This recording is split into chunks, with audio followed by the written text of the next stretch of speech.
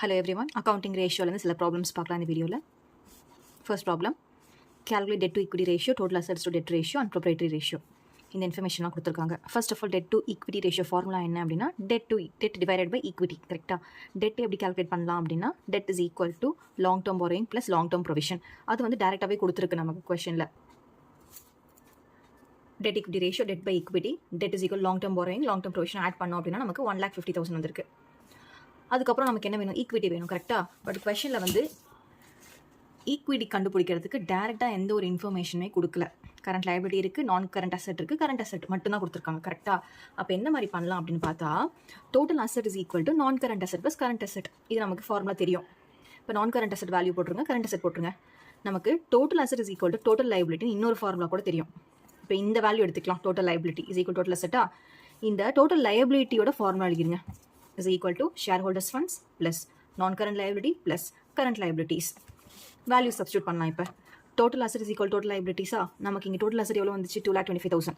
அந்த வேல்யூ இங்கே எழுதுங்க, is equal to share holders funds தான் நம்ம கண்டுபிடிக்கணும், which is equity plus non current liability and current liability. இந்த ரெண்டு வேல்யூமே கொஸ்டினில் இருக்குது.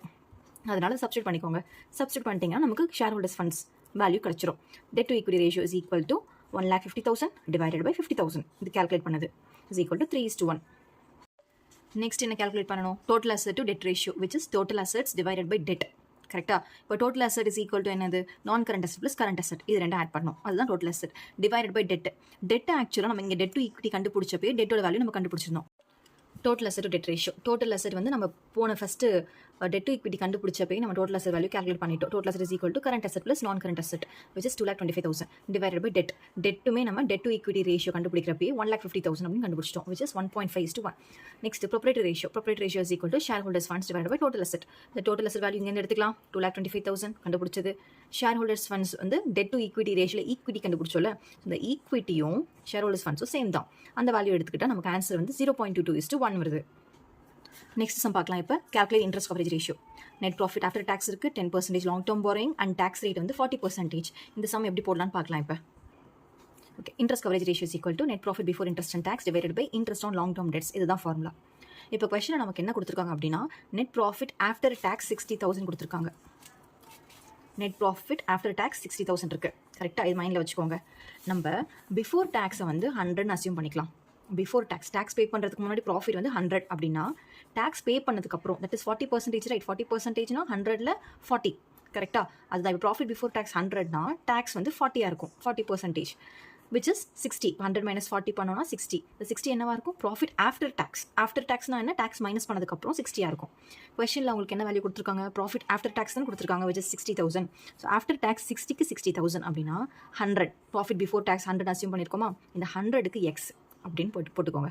அப்புறம் கிராஸ் மல்டிப்ளை பண்ணுங்க. கிராஸ் மல்டிப்ளை பண்ணால் நமக்கு 1 lakh வருது. இந்த 1 lakh தான் வந்து ப்ராஃபிட் பிஃபோர் டேக்ஸ். ஆனால் அக்கார்டிங் டு த ஃபார்முலா நமக்கு என்ன வேணும், profit before interest and tax. நம்ம இப்போ கண்டுபிடிச்சது என்ன, ப்ராஃபிட் பிஃபோர் டேக்ஸ் மட்டும்தான். அப்போ என்ன அர்த்தம், இன்ட்ரெஸ்ட்டும் ஆட் பண்ணணும். ஓகேவா, ப்ளஸ் இன்ட்ரெஸ்ட் எப்படி கண்டுபிடிக்கணும் அப்படின்னா கொஷின் பாருங்கள். கொஷனில் 10% லாங் டேர்ம் borrowing இருக்கா, அப்போனா இந்த 10% தான் இன்ட்ரெஸ்ட். வேல்யூ ஆஃப் டிபென்ச்சர்னு 5 lakhs. 5 lakhsல 10% வந்து விச் இஸ் 50,000. இந்த 50,000 தான் இன்ட்ரெஸ்ட். இது ரெண்டும் ஆட் பண்ணோன்னு நமக்கு net profit before interest and tax கிடச்சிரும். இப்போ சப்ஸ்டியூட் இந்த formula, interest coverage ratio is equal to 1,50,000 divided by 50 is equal to 3 times.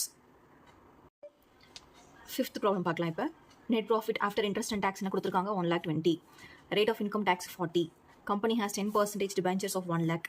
Calculate interest coverage ratio. இது நம்ம போன சம் பார்த்தோம்ல, அதே மாதிரி சம் தான். So same concept applies. Fifth problem, profit before tax 100 எடுத்தோம்னா 100 - 40 60. 60க்கு என்ன கொடுத்துருக்காங்க, 1,20,000. அப்போ ப்ராஃபிட் பிஃபோர் டேக்ஸ் என்னவா இருக்கும், 2 lakhs. இந்த 2 lakhs கூட இன்ட்ரெஸ்ட் ஆட் பண்ணணும். இன்ட்ரெஸ்ட் என்ன கொடுத்துருந்தாங்க கொஸ்டினில், same 10% of 1 lakh which is 10,000. இப்போ 10,000 இன்ட்ரெஸ்ட் ஆட் பண்ணிட்டோம் அப்படின்னா net profit before interest and tax கிடச்சிரும். So finally interest coverage ratio is equal to 2,10,000 divided by interest on long term debt. So இந்த interest கண்டுபிடிச்சோம்ல, அது வந்து டினாமினேட்டரில் வரும். 10,000 is equal to 21 times. Sixth problem பார்க்கலாம். இன்ட்ரெஸ்ட் கவரேஜ் ரேஷியோ தான் கண்டுபிடிக்க சொல்லியிருக்காங்க. Profit after interest and tax 7,50,000. Rate of income tax 25%. And then 9% debentures 8 lakhs. Again same type of problem தான். இந்த ப்ராப்ளம் வந்து ரொம்ப இம்பார்ட்டன்ட். நான் சொன்ன அதே மெத்தட் தான். இந்த மெத்தடில் போட்டாலே ஆன்சர் வந்துடும். சிக்ஸ்த் ப்ராப்ளம், பிஃபோர் டேக்ஸ் 100 எடுத்துட்டு tax 25%, balance 75 profit after tax என்ன கொடுத்துருக்காங்க கொஸ்டினில் 7,50,000. அப்போ 100க்கு எக்ஸ்ன்னு எடுத்து ஃபஸ்ட்டு ப்ராஃபிட் பிஃபோர் டேக்ஸ் கண்டுபிடிச்சிடணும். 10 lakhs ப்ளஸ் இன்ட்ரெஸ்ட் என்ன கொடுத்துருந்தாங்க கொஸ்டினில் 9%. கரெக்டாக? Correct. 9% on 8 lakhs. So 8 lakhs into 9/100 போட்டோம் அப்படின்னா நமக்கு என்ன ஆன்சர் வரும்? 72,000. இப்போ இது ரெண்டும் ஆட் பண்ணோன்னா net profit before interest and tax கிடச்சிரும். 10,72,000 டிவைடட் பை இன்ட்ரெஸ்ட் எவ்வளோ? 72,000. ஏன்னா அதுதான் ஃபார்முலாவில் இருக்குது. Interest on long term dead. இது ரெண்டும் டிவைட் பண்ணோம் அப்படின்னா 14.89 டைம்ஸ் வரும் ஆன்சர். 7th சம் பார்க்கலாம். இப்போ இன்ட்ரெஸ்ட் கவரேஜ் ரேஷியோ கண்டுபிடிக்கணும். நெட் ப்ராஃபிட் ஆஃப்டர் டேக்ஸ் கொடுத்துருக்காங்க. 6% டிபென்ச்சர்ஸ் 20 lakhs கொடுத்துருக்காங்க. டேக்ஸ் ரேட் வந்து 30% கொடுத்துருக்காங்க.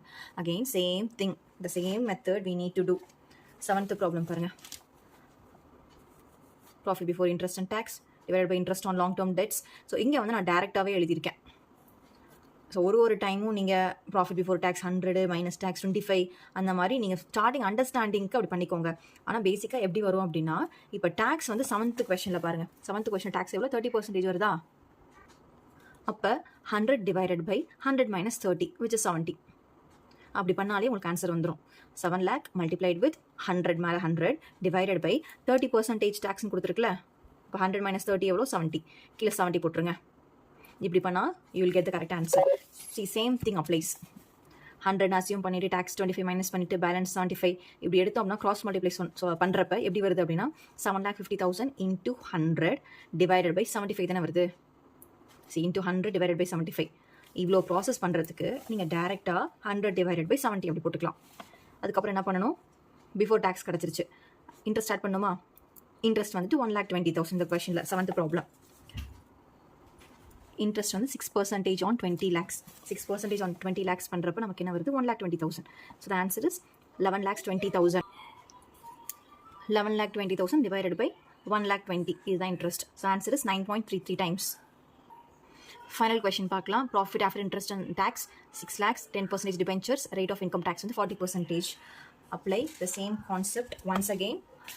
இங்கே பாருங்கள், ப்ராஃபிட் பிஃபோர் டேக்ஸ் என்னவாக இருக்கும்? 6 lakhs மல்டிப்ளைட் வித் 100 by 60. இங்கே டேக்ஸ் ரேட் வந்து 40%. 100 minus 40, 60. 10 lakhs வந்துடும். So profit before interest and tax என்ன? ப்ராஃபிட் பிஃபோர் டேக்ஸ் ப்ளஸ் இன்ட்ரெஸ்ட்டா? இன்ட்ரெஸ்ட் என்ன கொடுத்துருக்காங்க? இன்ட்ரெஸ்ட் வந்து இதில் 10% on 8 lakhs which is 80,000 interest. Add பண்ணிட்டோம் அப்படின்னா net profit before interest and tax கிடச்சிருச்சு which is 10,80,000 divided by interest. Answer is 13.5 times.